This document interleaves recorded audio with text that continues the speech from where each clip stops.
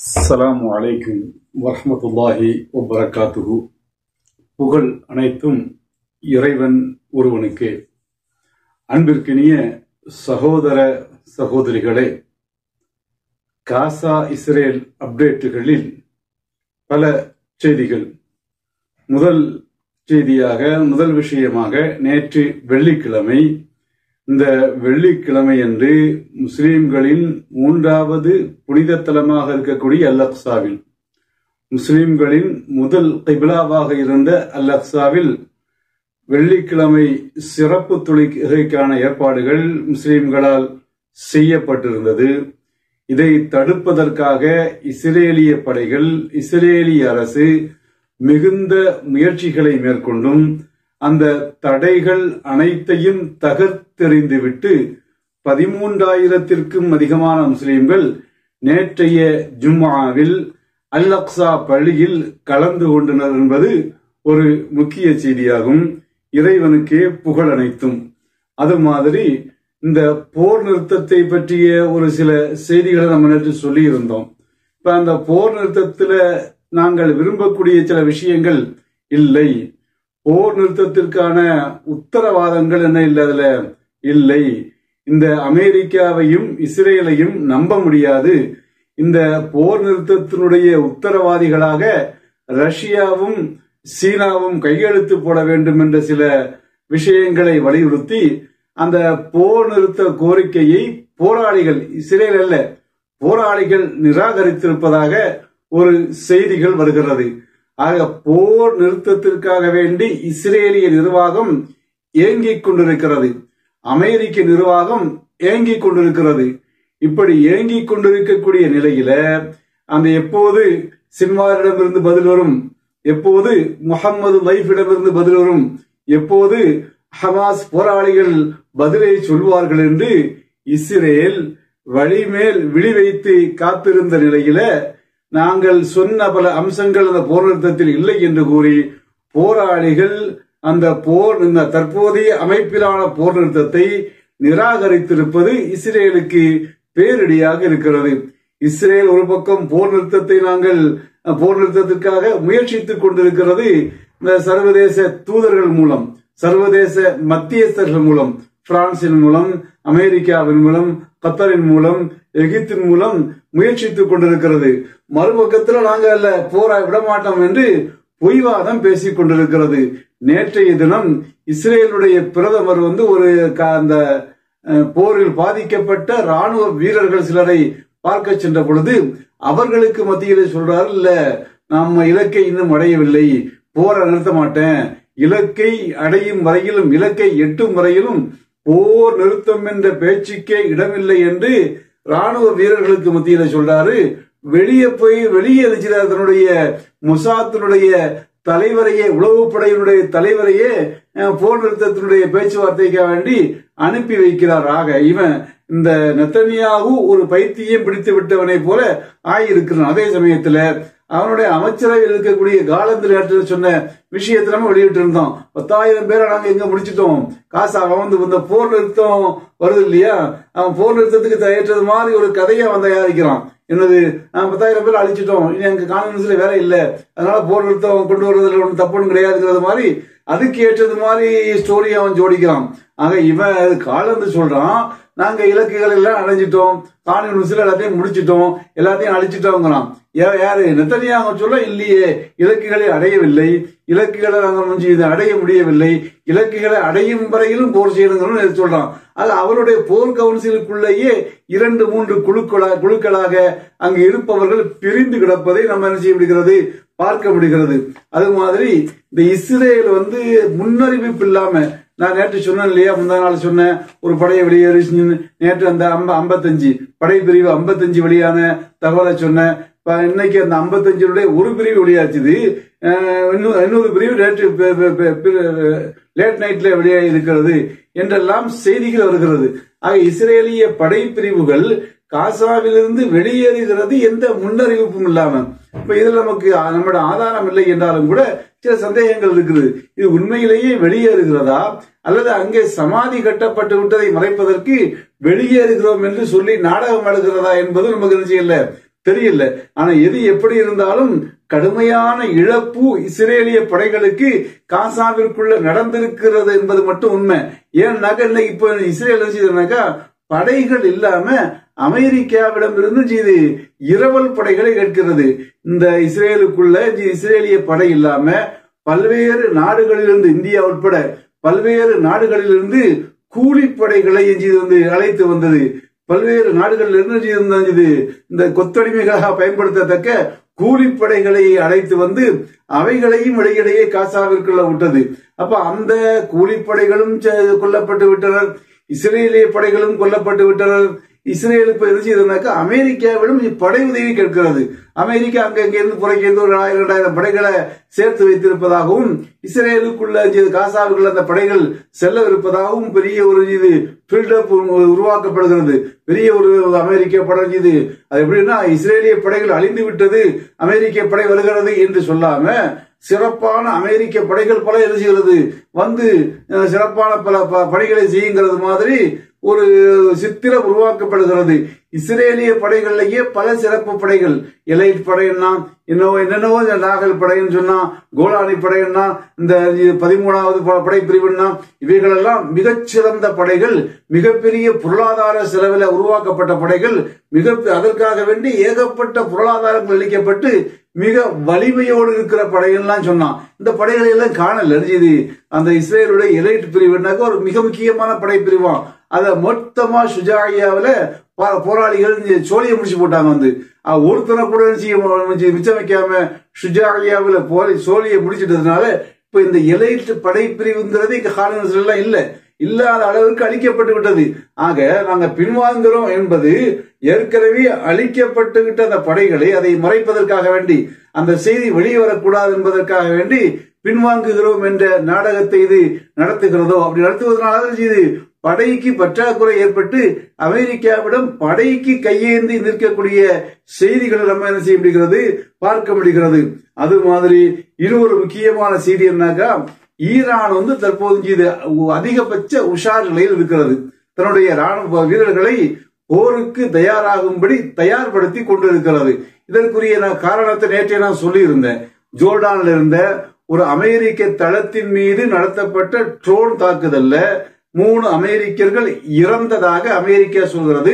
ஆனால் இறப்புடைய எண்ணிக்கை அதிகம். அது மாதிரி பல நூற்றுக்கணக்கான அமெரிக்க வீரர்கள் அந்த ட்ரோன் தாக்குதல்ல காயம்பட்டிருக்கிறாங்க.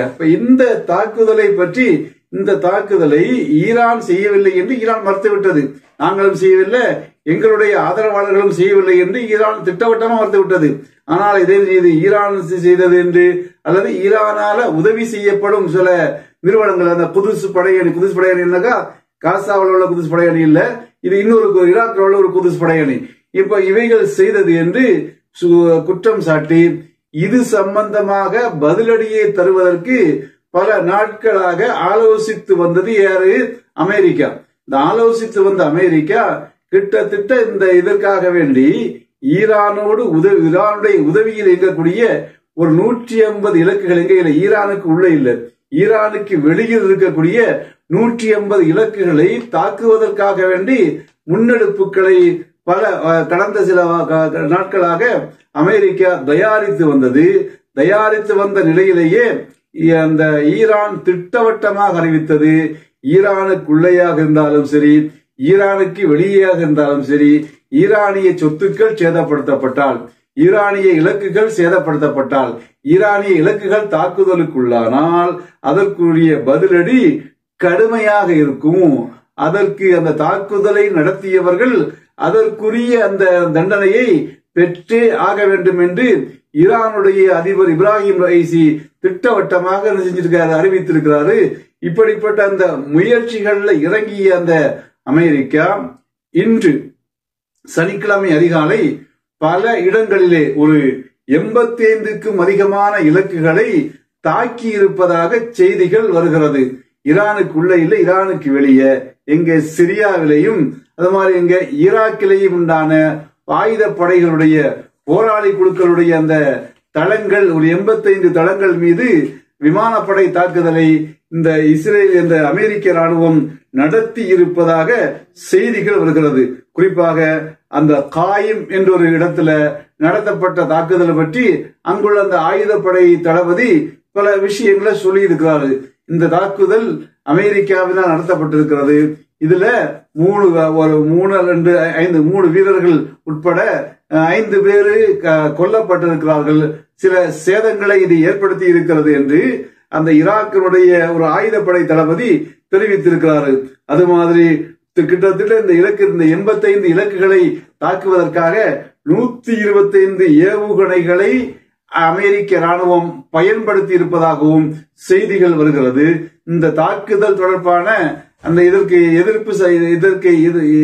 இதை விமர்சித்து இதை எதிர்த்து சொல்லக்கூடிய கருத்துக்கள் இன்றும் வரவில்லை.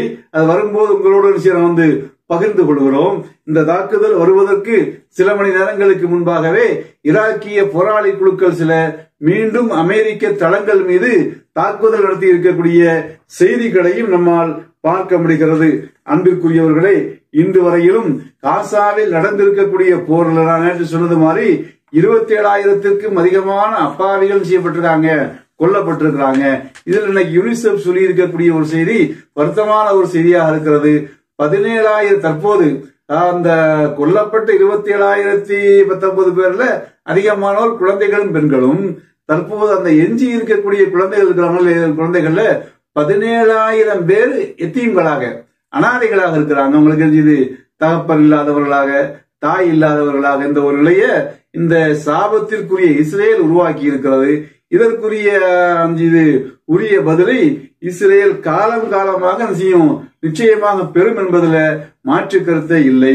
அது மாதிரி அமெரிக்காவினுடைய, பிரிட்டனுடைய, ஐரோப்பாவினுடைய முக்கியமான 800 அதிகாரிகள் ஒரு கூட்டறிக்கை வெளியிட்டிருக்கிறாங்க. அந்த கூட்டறிக்கையில இந்த சட்டவிரோதமாக செயல்படக்கூடிய இஸ்ரேலுக்கு, சர்வதேச சட்டங்களை காலில் போட்டு மிதிக்கக்கூடிய இஸ்ரேலுக்கு அந்த அமெரிக்கா உதவுவது, பிரிட்டன் உதவுவது, அது மாதிரி ஐரோப்பிய நாடுகள் உதவுவதெல்லாம் இது ஒரு சட்டவிரோத உதவியாகவே உலக அரங்கில் கவனிக்கப்படும் என்பதை இந்த நாடுகள் கவனத்தில் கொள்ள வேண்டும். இந்த நாடுகள் அந்த தீவிரவாதத்தையே இறக்குமதி செய்து கொண்டிருக்கக்கூடிய இஸ்ரேலுக்கு உதவுவதை நிறுத்த வேண்டும் என்று ஒரு கண்டிப்பான வேண்டுகோளை அந்த அமெரிக்கா, பிரிட்டன், ஐரோப்பாவினுடைய 800 முக்கிய அதிகாரிகள் கூட்டறிக்கையாக தந்திருக்கின்றனர். அது மாதிரி நேற்றைய செய்திகளை பற்றி சொல்கின்ற பொழுது காசாவினுடைய பல பகுதிகளிலிருந்து இந்த இஸ்ரேலிய தீவிரவாதிகள் வெளியேறிவிட்டாலும் கூட இன்னும் சில பகுதிகளில் சண்டை நடைபெற்று வருகிறது. அதுவும் கடுமையான சண்டையாக இருக்கிறது. அதாவது சனா பகுதி, அது மாதிரி அன்சார் பகுதி, ஜாமியா பகுதி, அந்த தல்லுல் ஹவா பகுதி, ரிமால் பகுதி போன்ற இடங்களிலே சண்டைகள் கடுமையாக நடைபெற்று வருவதாகவும் அங்கிருந்து வெடிச்சத்தங்கள் தொடர்ந்து, வெடிவைக்கும் சத்தங்கள் தொடர்ந்து கேட்டு வருவதாகவும் குதுஸ் நெட்வொர்க் என்ற அந்த இணையதள செய்தித்தளம் செய்தி வெளியிட்டிருக்கிறது. அது மாதிரி ஜகா என்றொரு இஸ்ரேலிய மத அமைப்பு, இந்த அமைப்பிடம் அந்த அக்டோபர் 7 செத்தாங்களா இல்லையா, இவர்களுடைய அந்த சவங்களை, இவர்களுடைய அந்த எலும்புகளை எல்லாம் சேகரிக்கக்கூடிய பணியை இஸ்ரேல் அரசை வழங்கி இருக்கிறது.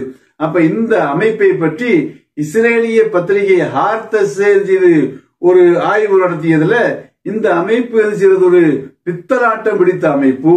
இந்த அக்டோபர் 7 நடந்த நிகழ்வுகள் பற்றி ஏராளமான பொய்களை இந்த ஜகா என்ற இஸ்ரேலிய மத அமைப்பு கட்டவிழ்த்து விட்டது. அங்கு நடக்காததையெல்லாம் நடந்தது என்று சொன்னது. அந்த ஹமாஸ் வீரர்கள் செய்யாததையெல்லாம் செய்ததாக இந்த அமைப்பு சொன்னது. இப்படி பொய்களை இந்த ஜகா என்ற அமைப்பு கட்டவிழ்த்து விட்டதனுடைய முக்கியமான நோக்கம் இந்த நடக்காததை நடந்ததாக சொல்லி பிரம்மாண்டமாக காட்டி ஹமாஸ் வீரர்கள் கொண்டு விட்டார்கள், அழித்து விட்டார்கள், பெண் பிள்ளைகளை கற்பழித்து விட்டார்கள், குழந்தைகளுடைய கழுத்துல கத்தியை வைத்து கொண்டு விட்டார்கள் என்றெல்லாம் சொல்லி உலக மக்களுக்கு மத்தியில ஒரு பரிதாபத்தை பெற்று டொனேஷன் காசுகளை அள்ள வேண்டும், வசூல் செய்ய வேண்டும் என்ற நோக்கத்திற்காக வேண்டி, அன்பளிப்புகளை பெற வேண்டும் என்ற நோக்கத்திற்காக வேண்டி ஏராளமான பொய்களை இஸ்ரேலுடைய மத அமைப்பான ஜகா கட்டவிழ்த்து விட்டுள்ளதாக பொய்களையே மூலதனமாக கொண்டு விளம்பரம் செய்துள்ளதாக இஸ்ரேலிய பத்திரிகையான ஹார்தஸை நேற்று ஒரு செய்தியை வெளியிட்டிருக்கிறது. அது மாதிரி காசாவில் நேற்று நடைபெற்ற தாக்குதல்ல நேற்று இந்த இஸ்ரேலிய தீவிரவாதிகள், இஸ்ரேலிய பாசிச படைகள் காசாவில் இருக்கக்கூடிய அப்பாவிகளின் மீது தொடுத்த அந்த வான்வெளி தாக்குதல்ல 112 பேரு இறந்திருப்பதாகவும் இது நேற்றுள்ள செய்தி மட்டும் 140 பேரு காயமடைந்திருப்பதாகவும் காசாவினுடைய சுகாதாரத்துறை சொல்லி இருக்கிறது. அது மாதிரி இது நீங்க பார்க்கின்ற படங்கள் காசாவில் காயம்பட்டவர்களை தொடர்ந்து முடிந்த அளவிற்கு கத்தார் தன்னுடைய நாட்டிற்கு அழைத்து சென்று உதவிகளை செய்து வருகிறார்கள். அவர்களுக்குரிய மருத்துவ உதவிகளை செய்து வருகிறது.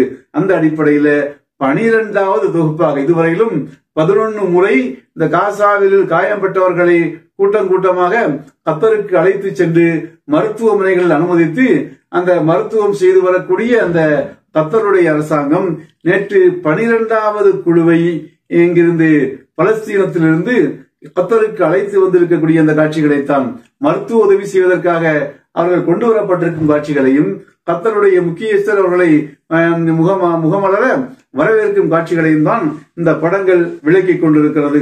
அது மாதிரி பாலஸ்தீன்ல செய்த அந்த மேற்கு காசா உள்ளிட்ட பகுதிகளில் இருக்கக்கூடிய அமெரிக்க நிறுவனங்கள் இருக்கா இல்லையா, இந்த அமெரிக்க நிறுவனங்களோடு சில பேச்சுவார்த்தை நடத்துவதற்காக வேண்டி அவர்களுக்கு சில அறிவுரைகளை கூறுவதற்காக வேண்டி அவர்களிடமிருந்து அவங்களுடைய கஷ்ட நஷ்டங்களை கேட்டறிவதற்காக வேண்டி பிளிங்கன் நேற்று அந்த மேற்கு கரையில் ஒரு கூட்டத்திற்கு ஏற்பாடு செய்திருந்த பிளிங்கன் யாரு, அமெரிக்காவுடைய வெளியுறவுத்துறை அமைச்சர்.